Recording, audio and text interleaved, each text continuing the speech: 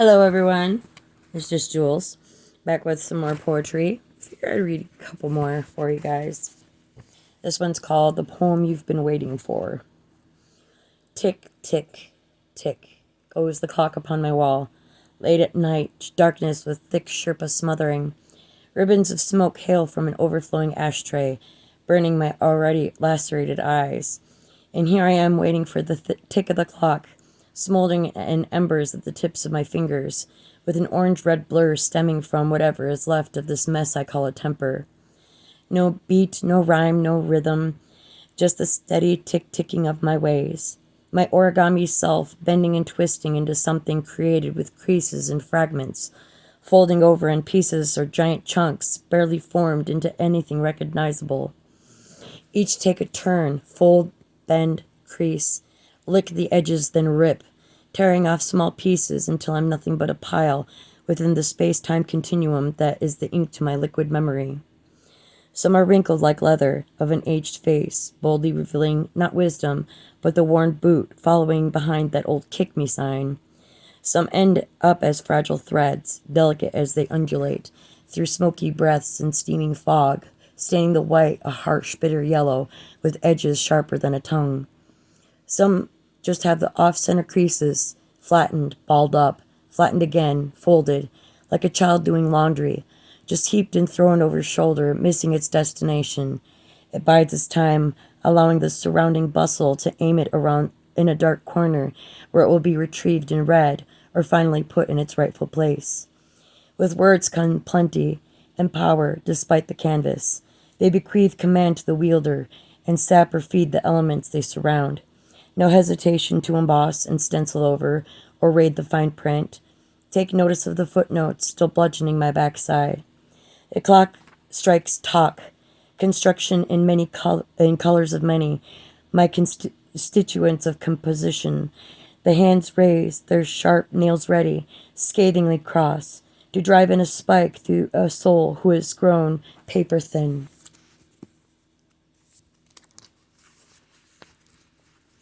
Let's see here.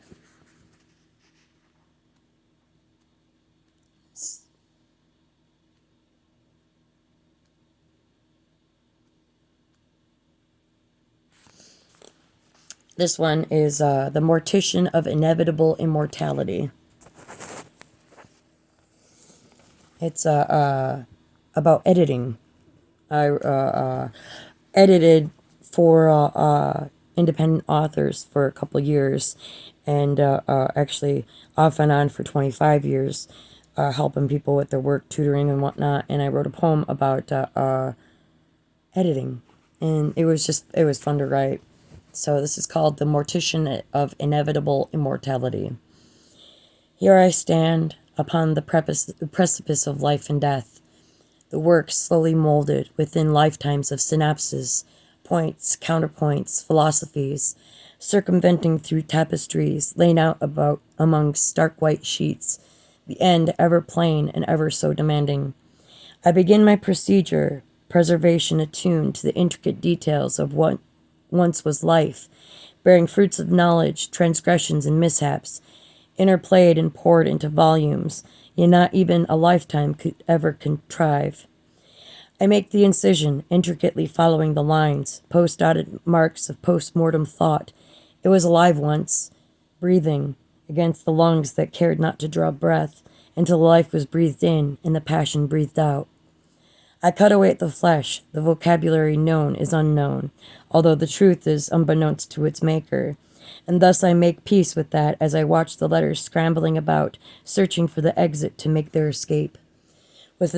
In a smooth red line of liquid crimson, their ballad is somber as some had marched in the front lines, while others remained hidden within the cavity. I have to dig deeper to find them, but I, with fortuned hands at the ready, reserved the most tender of organs for last. They find their way down to the drain, renegade thoughts that found themselves lapping among the sides with the others that came before. For safeguarding is an art, and justly warranted for the beauty and truth that must be maintained for memory and posterity's sake. I tie the knots in artery in place of which I had bled what others could not. exchange the red with the augmented solution to the dire consequences of perfection. But why? Why must I do this? Endure this process of preservation, prohibit the spread of volatile prophylaxis, cutting the coagulating fluid and replacing it with a subtle filtration system in order to maintain the glorious intent of life. Why must one exert themselves, struggling with tutelage, safeguarding that which may become lost within memory and will eventually hide among the other corpses, buried, forgotten? One final glance at the stark white sheet, riddled with splotches of red, sweated from its creation, only to be then lost within the realm of time. I preserve this work, not for its demise, nor for its fractured existence as it falls upon the eyes that live and breathe, reincarnating the memory of a memory. I prepare for its afterlife, for with time it will remain, for once it is finished, it will be as it will be remembered, always.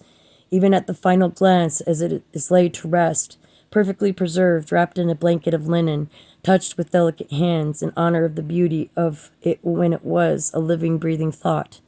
I assist in its venture into the next life, the immortal world of words that live on through the pages of history, their mark upon the realm and constant grace of creative perfection.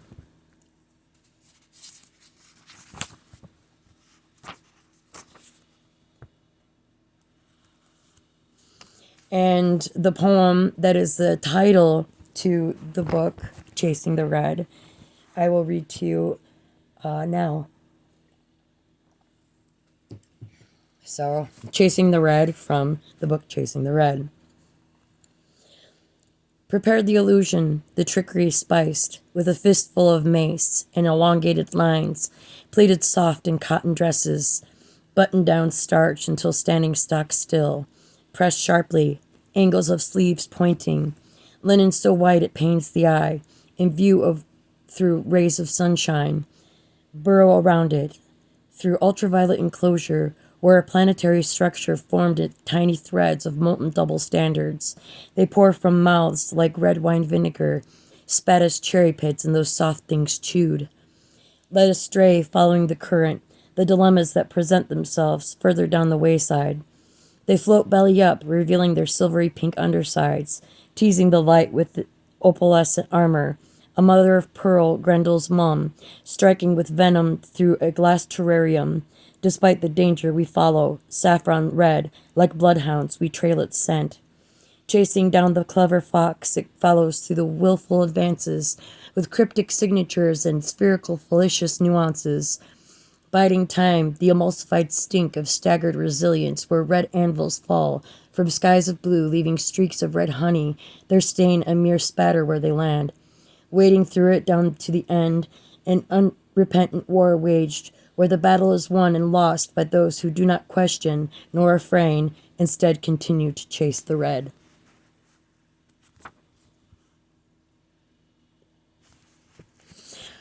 And one of my biggest pet peeves is the red herring fallacy. We all have, on one occasion or another, fallen prey to this particular fallacy. Throwing a red herring into an argument is essentially bringing up a topic that is irrelevant to the topic at hand in order to justify the current issue or purposely divert attention from the original issue to win an argument. Changing the topic of an argument to something that is irrelevant is hardly a solid means to debate something, and often leaves the other party aghast at the circling dispute. Red herrings are usually brought into play when prior transgressions are brought up.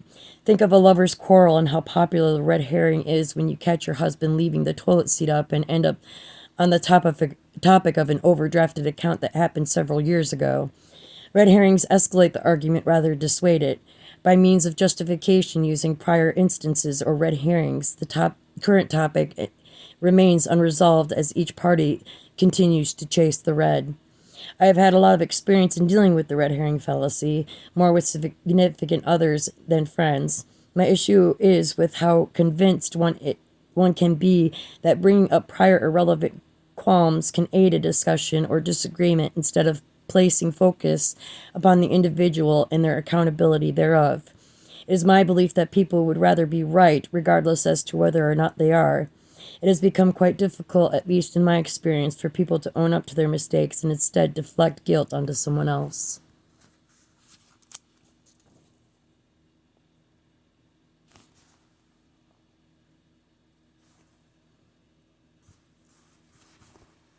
Alright. And there's prose. Here's some. Let's see if I can find one more for you.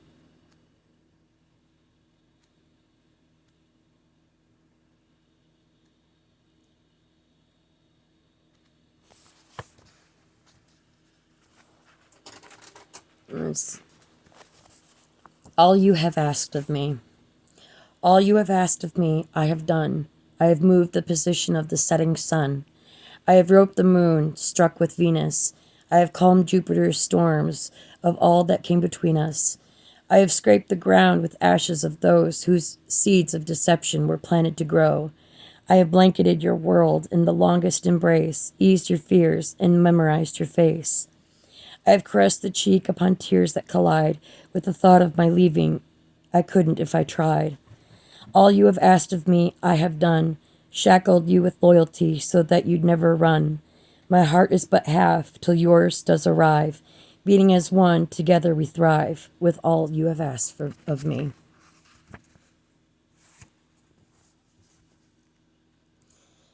Help me find the words. I've always wanted to feel what it is you feel, so you say. What if you could see behind the fog that's rolling in, be there to light my way? Should you take the place behind or right alongside, you'll go where I say. Our love is hard to measure when it's so far away, that's why you wish I stay. Here's where our story begins to tell just how I fell under your lucid spell, but it isn't good enough to crack my shell, though you'd catch me if I fell, if I knew you as well as I thought. You had hoped in your web I'd get caught. I'm a teller of stories, I'm a lover of doubt, and a heart locked away. Though you say you'd never play any games, I'm here, sealed in chains.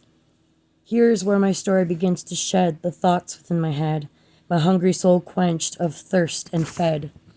And then I'd run to you instead, if I knew you as well as I thought. Within safety of arms I'd get caught. Your love's a golden cup that runneth over in every way. My love is drowning, I'm certain you already know, in time, what I'll say.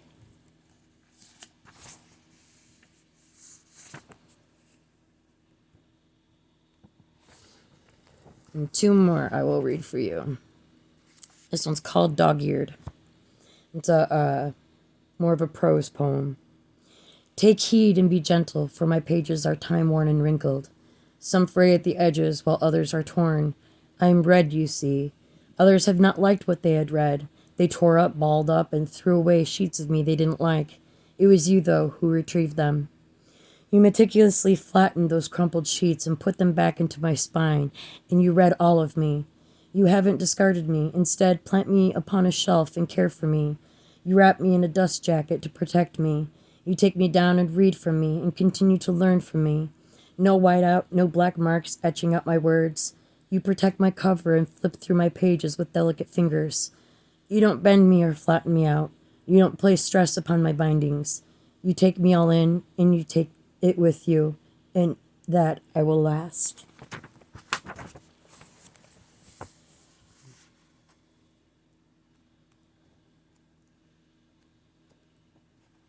Alright, let's see here.